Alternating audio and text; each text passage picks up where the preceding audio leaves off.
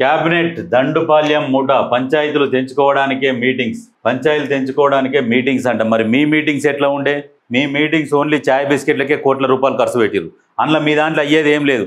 ఎవరో ఇక పెద్ద ఆయన వస్తాడు, లాస్ట్కు ఆయన అక్కడనే డిసైడ్ చేసుకొని వస్తాడు, అదే ఫైనల్ చేసి వెళ్ళిపోయి.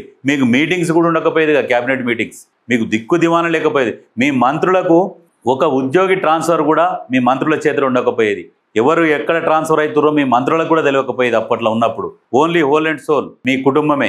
హరీష్, కేటీఆర్, కేసీఆర్, సంతోష్, కవిత, మీ కుటుంబం వరకే ఏవి జరిగినా మీ కనుసన్నలనే జరగాలి. అప్పుడు మంత్రులు లేరు, అన్ని డమ్మీలు బొమ్మలేనే.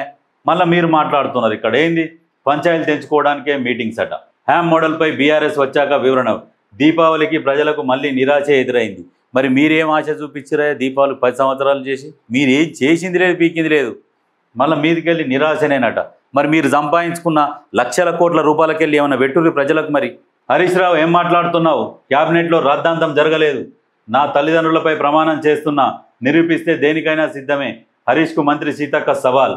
సీతక్క కూడా తొందరపడుతుంది. తల్లిదండ్రుల మీద ప్రమాణం ఎందుకు? ఇవన్నీ మస్తు మరుగుతాయి, పట్టించుకోవద్దు. ఇప్పుడు మీ స్థాయి వేరు. మీరు మంత్రి, ఆయన ఎమ్మెల్యే, ప్రతిపక్షం, పాలకపక్షం కూడా కాదు. మీరు పట్టించుకోవాల్సిన అవసరం కూడా లేదు.